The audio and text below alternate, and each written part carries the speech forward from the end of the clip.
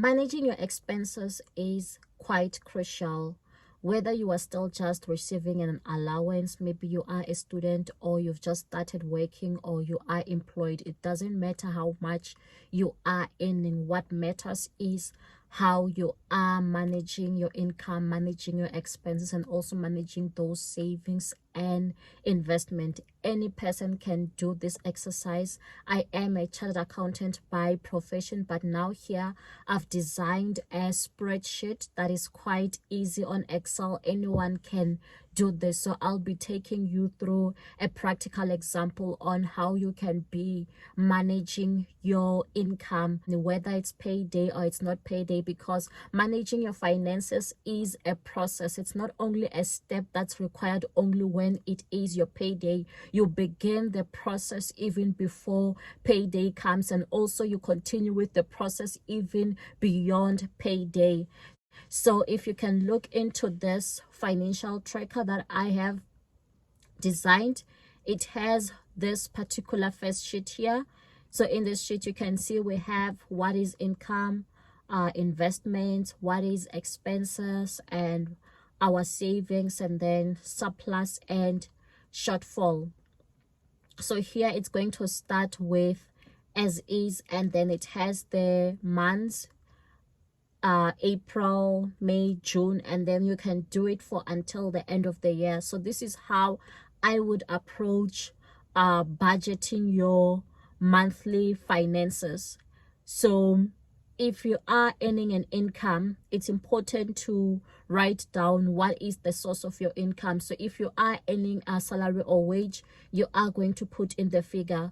So in my case, I don't get a salary because I am self-employed. But let's say for this example, I am earning a salary, and I say that maybe I am earning $2,000. So it's important to start with the as is. Start with the as is. What is happening right now? Go through your bank statement and check what income is there. What does it reflect? How much are your wages? How much is your income or your commission or whatever source of income that you are earning?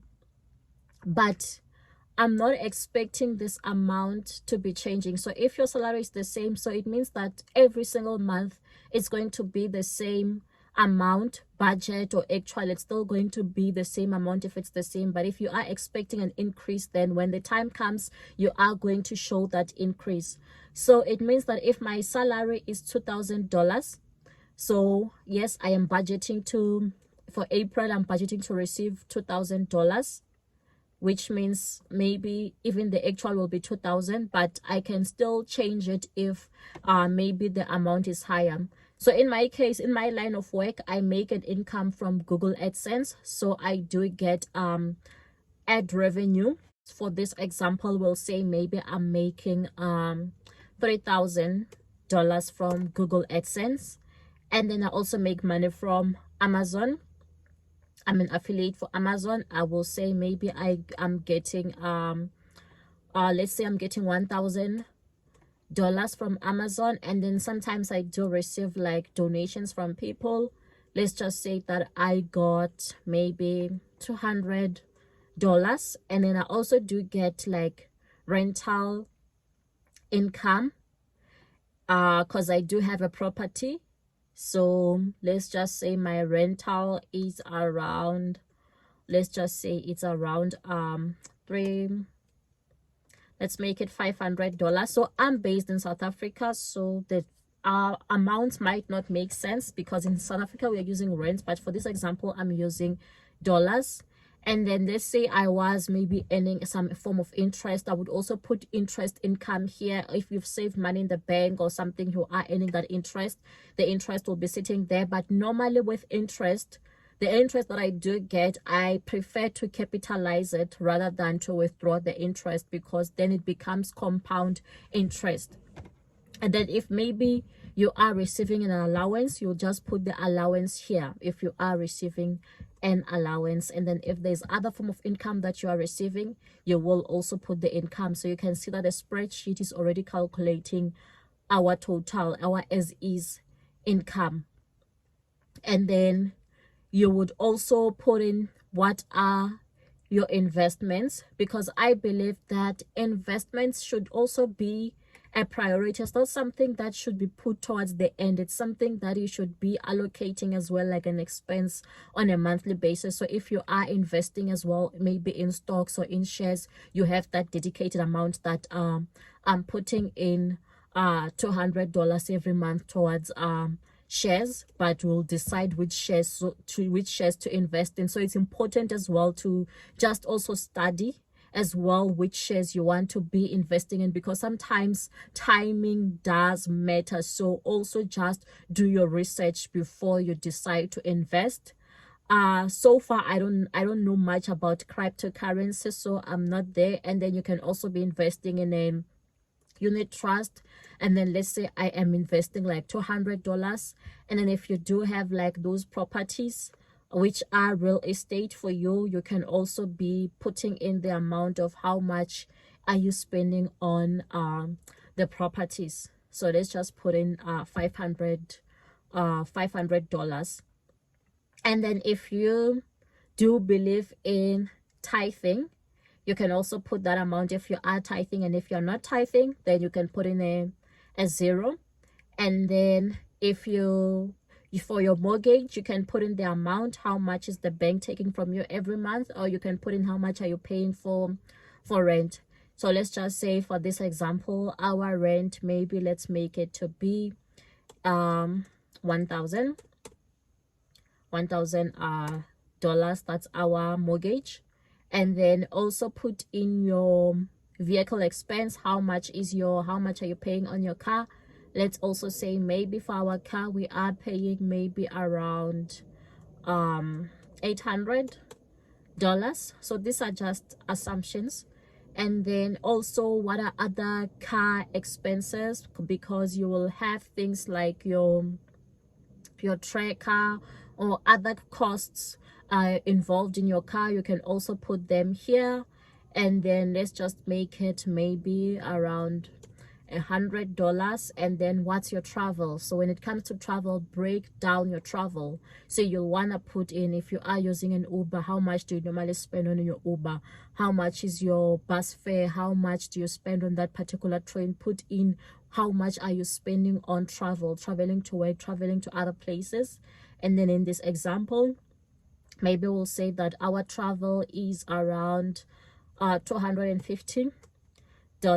And then if you are repaying your credit card, currently how much did you spend towards your credit card? So this is how much you've actually spent. Check your bank statement to see how much were you swiping, or if you have your receipts, check your receipts. This is the as is, not the budget, not the ideal. This is as is. So as now we are in the beginning of April, so how much did you spend maybe in March? So you're looking at your March. How was your spending in March? And then so you'll look at how much did you pay towards your credit card, and let's say maybe towards your credit card you paid $100. And then we're looking at other debts. How much did you pay towards the other debts? Maybe you have other debts, furniture or something, you pay $200.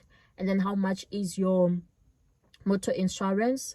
So let's say our vehicle insurance is $150. And then how much are you paying towards your water and electricity? How much are your utilities? That amount as well. Maybe let's say it's $200. How much are you paying towards your medical or health insurance, medical aid? You'll put in the amount. Let's say you are paying $200. And how much is your cell phone bill? Again, let's make our cell phone bill, maybe we'll make it around $150. And then how much are you spending? How much did you spend towards your beauty and cosmetics? Because also beauty and cosmetics, you must know that it's quite a tricky one, because I know with me, it's not every beauty item that I buy every single month. For instance, there is maybe something like this, which is like pre-cleanse. It lasts a long time, a couple of months. Maybe I might buy like once a quarter. Or things like your perfume. I've had this perfume from last year, so I still have it even now. So it's not like it's going to be a monthly purchase. My some of the products that I use, they are priced quite high, but I don't have to be buying them every month. Like my makeup things or something, some of them they last much longer, 2 months or 3 months, so it won't be an every month thing. So you can also just put in the amount, how much did you spend on that. So maybe let's say you spent $200, and then also your groceries, how much did you spend on your groceries, put in the amount. And also it's good to just have that grocery list. You go into this tab, you decide how many units of milk do you buy, what's the price, what's the total toilet paper, your rice, your pasta. Just write the entire list and how much it costs you, so your budget. So when you are doing that budget, it's important to break it down per line item so that you don't understate your budget, you don't forget anything. And then going back, how much do you spend on takeout? Check your Uber Eats app. Okay, let's say for this one we spent around $250 on our food. And then on takeouts, check how much were you spending. If you look into your bank statement, check how much were you spending. If you check your Uber Eats app, how much do you spend? Because I know we do spend on takeouts. I do get tired of cooking. My kids get tired of eating a home cooked meal, so sometimes we do buy takeouts. So also just check that amount. How much are you spending per? So maybe let's say we are spending like around $150.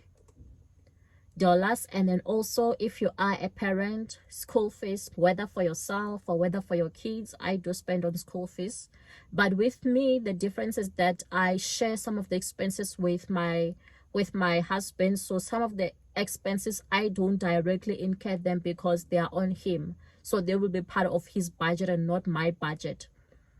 So school fees, we'll say $200. And please note, things are much cheaper in South Africa. So if these amounts look so low, you must just understand things are just much cheaper this side. And also there's also extramural activities that they do, like swimming and all those things that they have to be paying for as well. So maybe I'll say they are spending $100. And then also, if you're part of gym, how much are you spending on the gym? Let's say maybe you are spending $50. And then entertainment, going out with your friends, hanging out with your friends, how much are you spending there? We'll say that you are spending maybe 20, maybe entertainment you're spending $15. Okay, let's just make it $100. And then we look at clothing. How much are you spending on clothing? But I also believe that as well with clothing, it won't be an every month thing. Maybe it will be a seasonal thing, especially if you have children. You find that you have to buy for them for winter, when it's summer season, because their sizes, they change because they are still growing up. Then you might need to buy clothing. Maybe you've spent, I don't know, you've spent around $200 for the clothes. And then sometimes, then also there's taxes. If you are self-employed, you also still need to pay taxes based on how much you've made, and also the qualifying deductions that you can deduct for. And then those are taxes as well. We can put in a figure there. So maybe your taxes around let's say the taxes are around $200. I know the amount is wrong.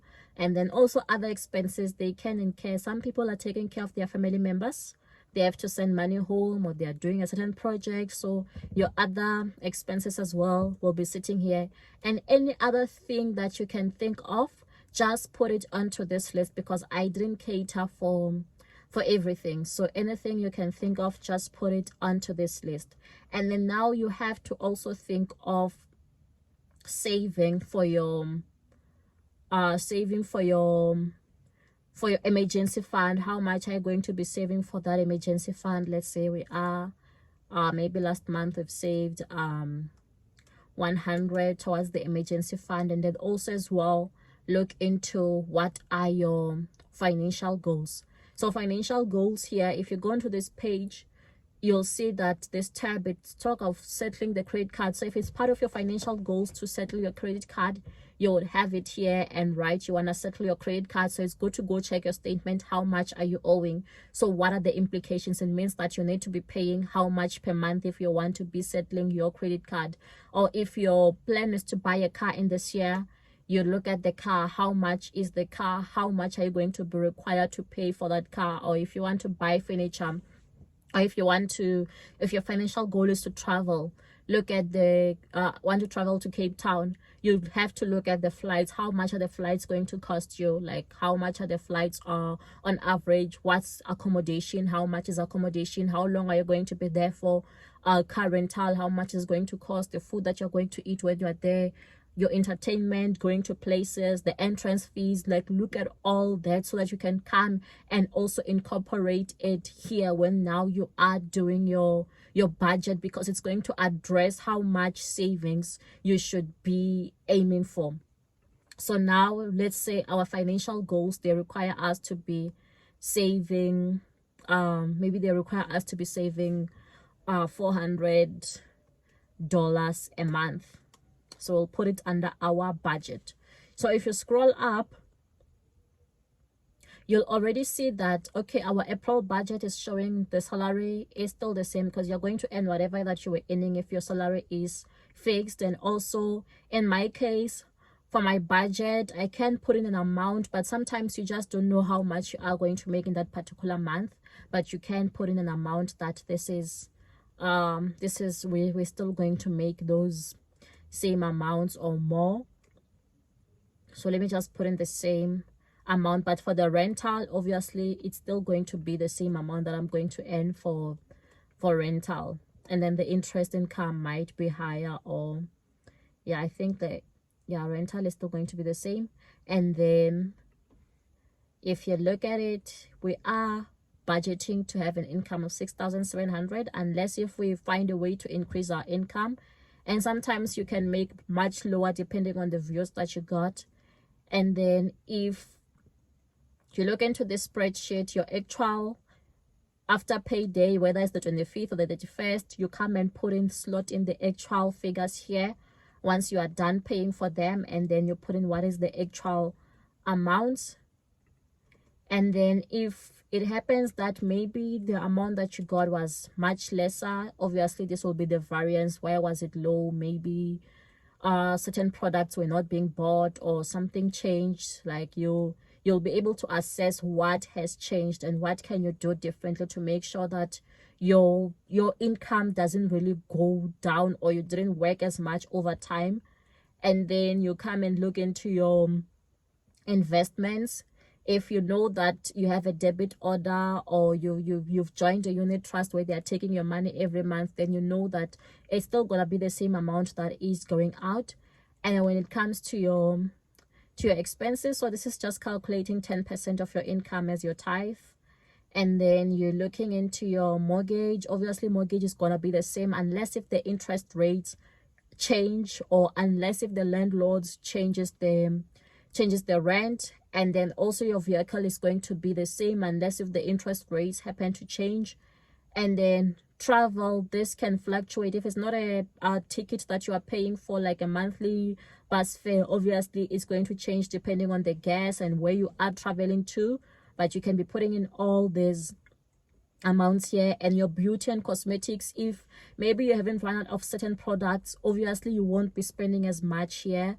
And your cell phone, depending on what kind of contract you are in, whether it's prepaid or a full contract, it will also depend on how much you've spent and how much you've been using the phone, unless if it's you are on top up and you don't really top up like this. So this is how you would be preparing your budget.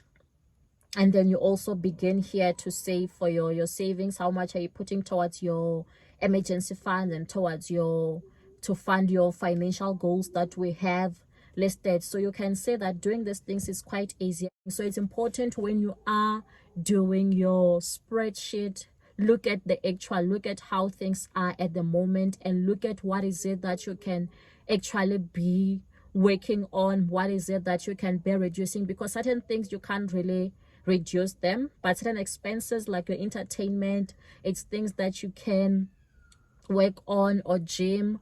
It's things that you can work on and find maybe a cheaper place, or clothing. You can even change where you are buying your clothes and buy something lower. But so this is how you would normally do your budget. So it's important to start, where are you right now? How much were you spending last month? What is your as is? Take your bank statements, check your receipts, check everything, check your invoices, and write what is the as is, and then go and write what is the budget. So know that there are those fixed expenses that can be changed, like your rent, it's fixed. Like what you are paying on your car, it's quite fixed, unless if you are planning on selling your car. So know that there are those expenses that can be changed. And then there's your things that can be variable. You can decide that now you are no longer going to go for a certain kind of meat. You'll eat this kind of food, which can help you save on those costs. So it's important to look at your as is, and then what is the ideal on things that you have control over. And then also, after you are done, now when you are paying those things, look at what has changed. Why weren't you able to stick to the budget? And then see what can be done in future. Does it mean that you have to change your budget, or does it mean that you have to be changing your spending habits, or does it mean that you have to be changing certain things? So that's how I tackle managing my expenses from the beginning of the month to the end of the month, and also ensuring that even until the end of the year I'll be sorted, and also to ensure that I'll still be able to meet my monthly obligation, as well as my dreams or my financial goals. And please don't forget to like, to subscribe, and to hit that notification bell, and to leave your comment. Stay blessed.